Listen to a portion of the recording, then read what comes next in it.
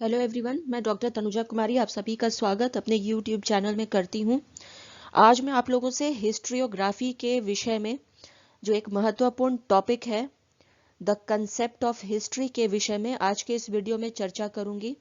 उम्मीद करती हूँ कि मेरा ये वीडियो जितने भी स्टूडेंट्स हैं पीजी के तथा नेट एग्ज़ाम की तैयारी करने वाले उनके लिए भी ये वीडियो मददगार साबित होगा।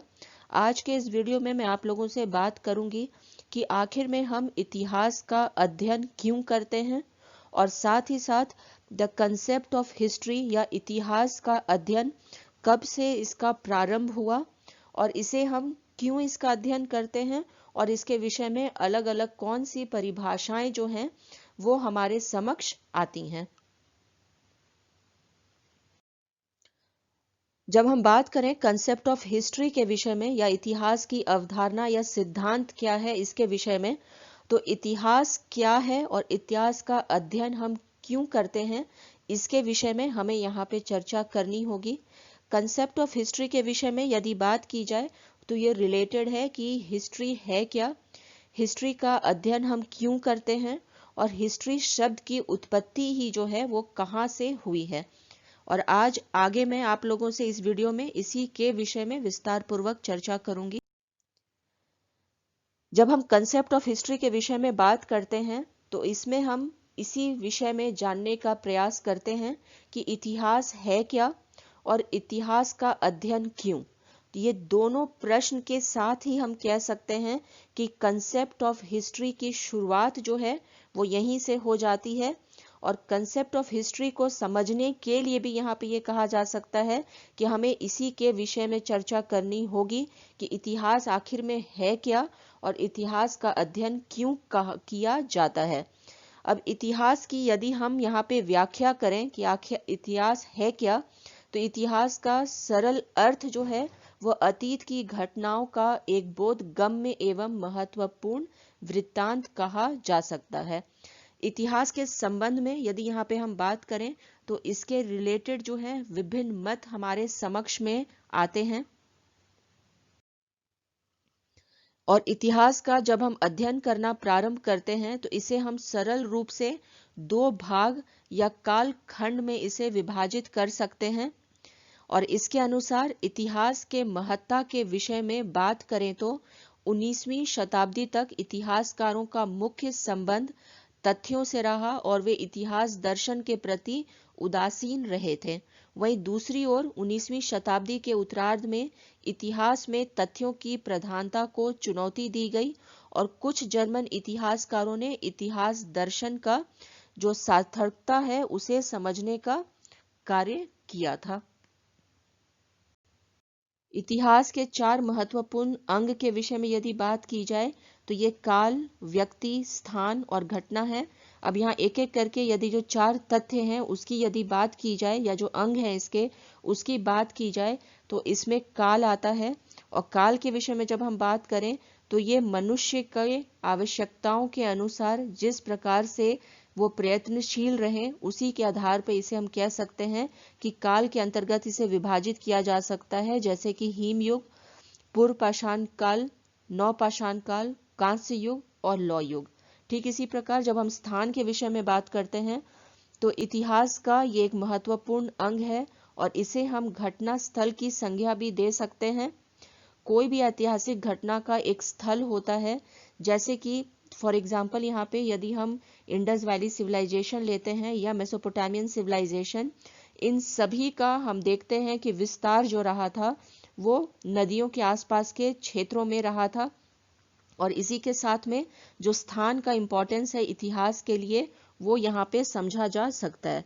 ठीक इसी प्रकार से जब हम बात करते हैं व्यक्ति के विषय में तो इतिहास जो है वो व्यक्ति के साथ में भी जुड़ा हुआ है, जिसमें कि जो इतिहास के नायक की संज्ञा दी जाती है, जैसे कि सिकंदर, शार्लेमा, नेपोलियन, हिटलर, मुसोलिनी इत्यादि। और इसी के साथ यदि हम बात करें जो नेक्स्ट आधार जो स्तंभ या तथ्य जो रहा वह स्थल का रहा है, जैसे कि इन घटना स्थलों का महत्व राजनीतिक, धार्मिक या सांस्कृतिक हो सकता है। उदाहरण स्वरूप यदि वाटरलू, पोलैंड आदि का राजनीतिक महत्व है तो जेरूसलम, मदीना, बोध गया, इन सभी का धार्मिक तथा सांस्कृतिक महत्व है। और ये चार जो स्तंभ हैं, इसी के आधार पे कहा जा सकता है कि इतिहास लेखन या इतिहास का जो अध्ययन का कार्य होता है वह किया जाता है। काल निर्धारण भी इतिहास का एक अभिन्न अंग है। मनुष्य की उत्पत्ति के साथ या सभ्यता के साथ ही इतिहास का प्रारंभ माना जा सकता है। इतिहास मानव सभ्यता का जन्म और विकास का इतिहास ही नहीं, अपितु मानव आवश्यकताओं के जन्म और विकास का इतिहास होना चाहिए। कुछ विद्वानों की धारणा यह है कि यूनानी संज्ञा लोरोप्ला, जिसका शाब्दिक अर्थ सीखना है, से लिया गया है, जिसका अर्थ होता है जो निश्चित रूप से घटित हुआ हो। नेक्स्ट यहाँ पे यदि हम बात करें इतिहास के विषय में, तो इतिहास का अर्थ जो है ये भी कहा जा सकता है कि जो घटनाएं क्रमबद्ध तरीके से हुई हों उसे भी हम इतिहास कह सकते हैं। ठीक इसी प्रकार से अन्य जो यहाँ पे इतिहास के शब्द के जो हम कह सकते हैं कि स्रोत रहे हैं, उसमें गेस्चीत भी आता है। जर्मन शब्द गेस्चीत जो है इससे भी हिस्ट्री शब्द की उत्पत्ति मानी जाती है, जिसका अर्थ होता है घटित होना। कुछ अन्य इतिहासकार हिस्ट्री शब्द की उत्पत्ति यूनानी शब्द हिस्टोरिया से मानते हैं, जिसका सर्वप्रथम उपयोग इतिहास के जनक या फादर ऑफ हिस्ट्री हेरोडोटस ने किया था, जिसका अर्थ होता है जानना। अथवा यहाँ पे यदि और हम इसके विषय में बात करें तो इसका अर्थ ये भी होता है ज्ञात होना। अब अगर बात की जाए कि इतिहास का अर्थ क्या है, तो यहाँ पे ये समझा जा सकता है कि इतिहास का अर्थ है जानना अथवा ज्ञात होना। हेरोडोटस सबसे पहले घटना के महत्व को समझा था तथा उसका उद्देश्य था कि अतीत की घटनाओं को रोचक ढंग से इसकी प्रस्तुतिकरण करे। तो यहाँ पे जो है इतिहास के तथ्यों का रोचक तरीके से प्रस्तुतिकरण का श्रेय जो है वो किसे जाता है, तो वो हेरोडोटस को जाता है। लिखित घटनाओं के विवरण को इतिहासों के नाम से भी जाना जाता है। यदि हम इतिहास शब्द का संधि विच्छेद करें तो इसे हम इति प्लस ह प्लस आस के तरह कर सकते हैं, जिसका अर्थ होता है निश्चित रूप से घटित होना। मैं फिर से रिपीट करूंगी कि यदि हम इतिहास शब्द का संधि विच्छेद करते हैं तो ये इति प्लस ह प्लस आस होता है और इसका अर्थ जो होता है वह निश्चित रूप से घटित घटनाएं होता है। इसी के साथ जब आगे और हम चर्चा करें इसके विषय में, तो ये हम देखते हैं कि घटनाओं को क्रमबद्ध तरीके से लिखा जाना भी जो है उसे हम इतिहास कह सकते हैं।